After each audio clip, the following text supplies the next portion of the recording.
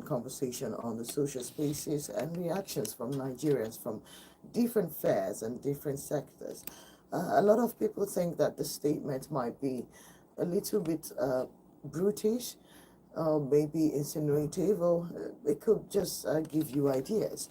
In case you haven't been thinking of any, it sounds like a foreknowledge of some sort, like some sort of prophecy that's been fulfilled or something. But that's what it looks like from this headline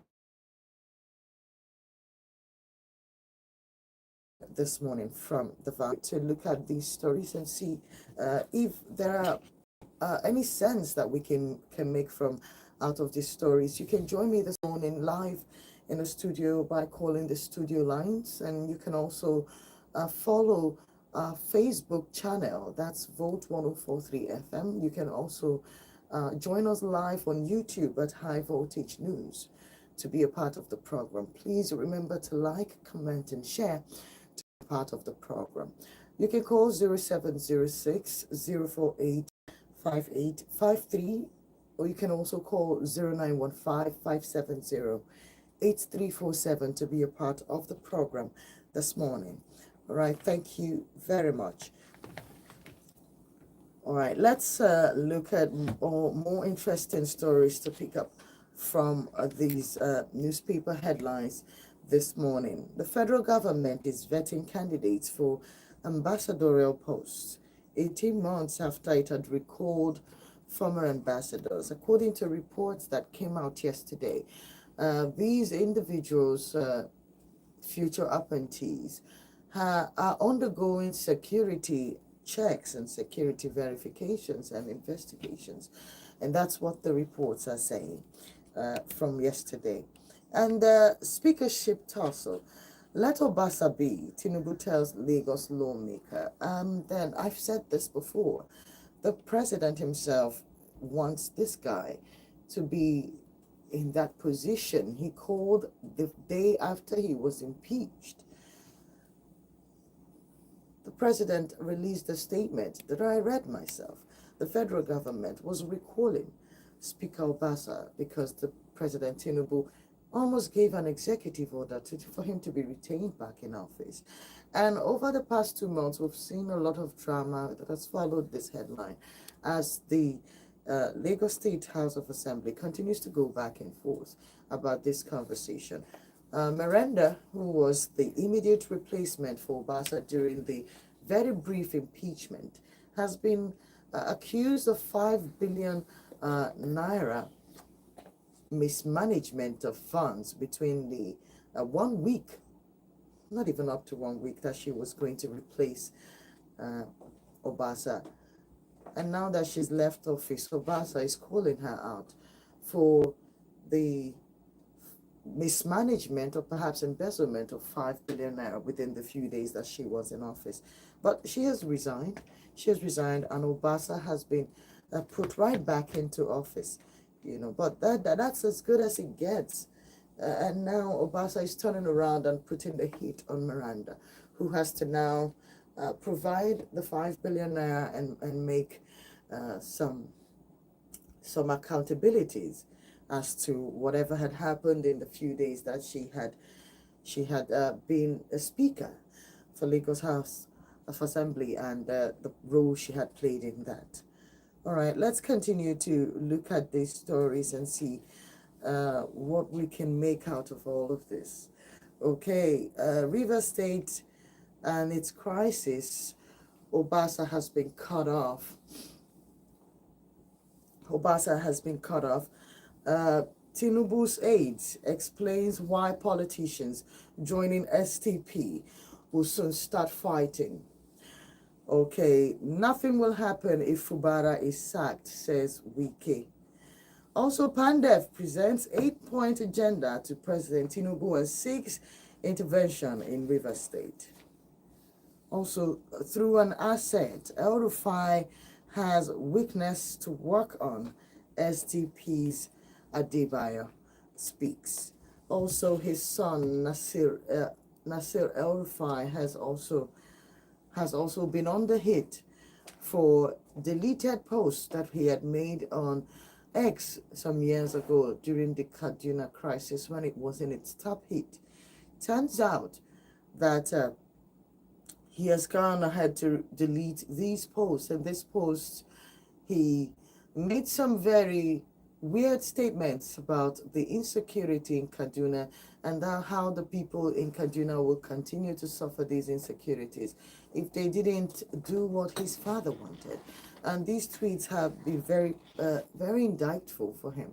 And a lot of Nigerians have gone to hound him. So many negative stories have come out about El Rufai in the past few days, with people bringing out former statements, former positions, considering that he was a strong supporter of the Buhari administration and a very strong supporter of Tinubu's administration, considering that he was one of the representatives in the Chatham House conversation during the campaigns for APC and as well as Tinubu's presidency. It's weird that Nigerians cannot believe that someone like him is trying to stand on the sidelines and be like he is representing the people and standing for the people, whereas it might look as if it's all selfish interest. In fact, some sectors in Nigeria believe that he is working with the presidency, that all of this is to cause distraction and to take people's minds and focus away from what's really out there right in our faces. But this is the truth of the situation. What do you think about these things? All right. Let's look at this. El Rufai, no politician who jumps between parties has ever become president, says Reno Mokri, as he makes his own 2 cents as to the role El Rufai is trying to play in Nigeria's today's politics.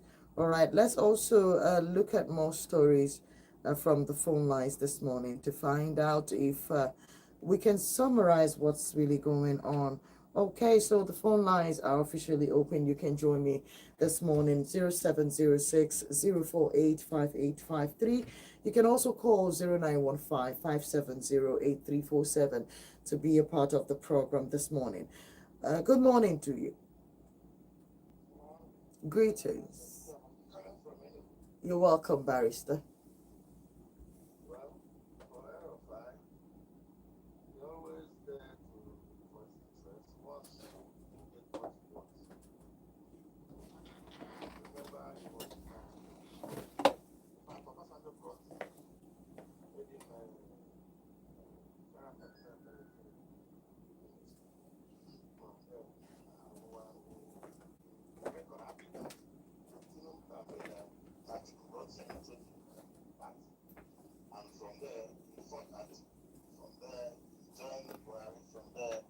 He supported Tinubu presidency, and he was very vocal that power must go to South, mobilize other northern leaders and governors, and they actualize it. Like that security report was what they used to name him when his name was sent to Senate for screening. You see, at times some people live above the law. When they do something, they get away with it. They think it will continue to be. If he has not lived to join SDP, do you think those reports you are seeing now will have come out? We don't know when people are being slaughtered in southern Kaduna on a daily basis. The governments were there, everybody were there looking at him, and then nothing happens. So because he is now against the government, that's why those things, they're beginning to bring out those security reports. That is Nigeria for you.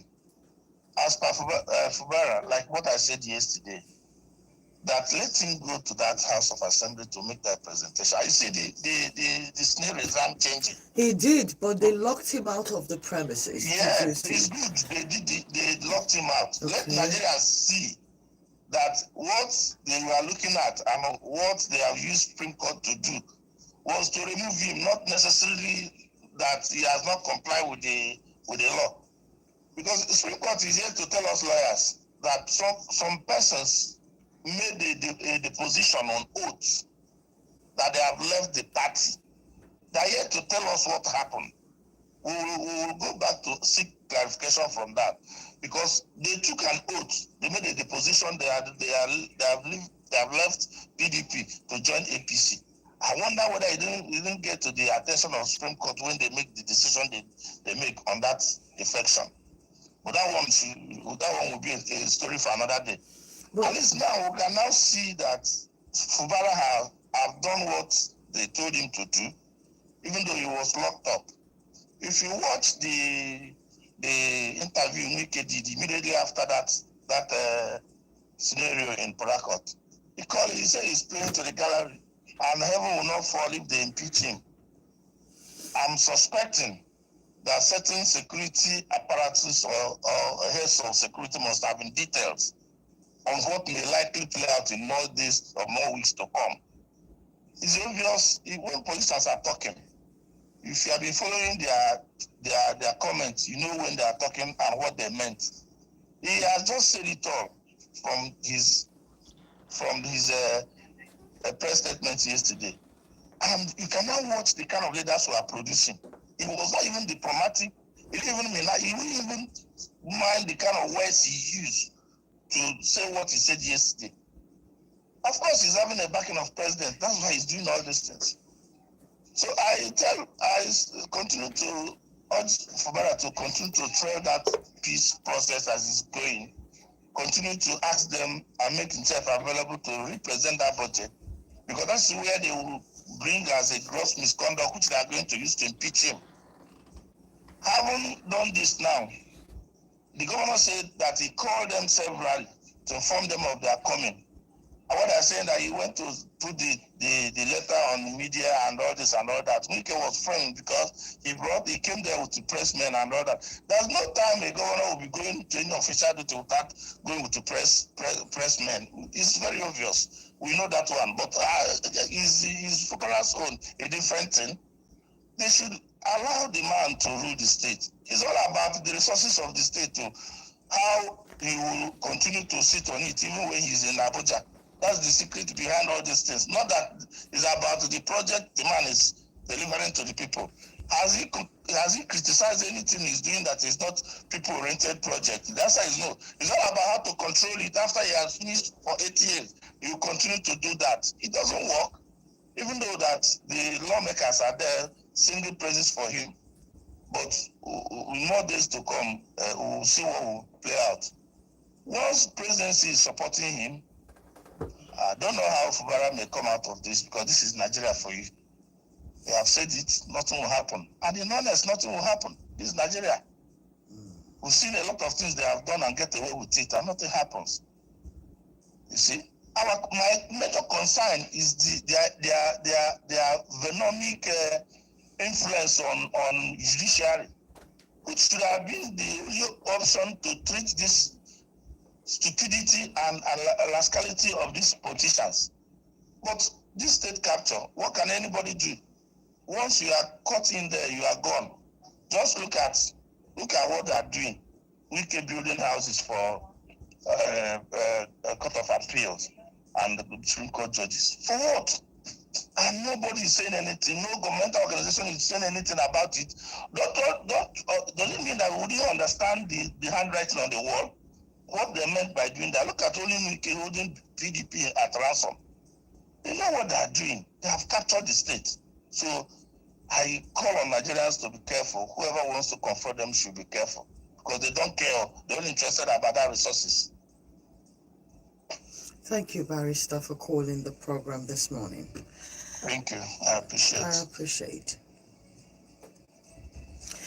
And with these few points of his, you wonder why the country is the way it is, because look at these behaviors. You see, so apparently for some reason it seems we have even made peace with how helpless we've become. So all of this will play out in our faces, and we have no power. There's nothing we can do about it. Good morning. Hello, good Good morning, you're welcome. Good morning, my name is Sunday. Can I speak Igbo? Okay, I would let you speak. Wait, let me give you, even in the Igbo you would speak, please try to be as polite as possible. Please don't break any of our rules. Thank you. from Sunday. Adam Kaduna, Nukum Kaduna for 5 years. So, Kaduna before, on our borrow, only good to who governor, who treated our border by water since I was born, this about that Kaduna. So, my eyes are looking this kind of book with this crazy, I know, you can't check it, I know. Every way, she got 20%. The hair book on the hair,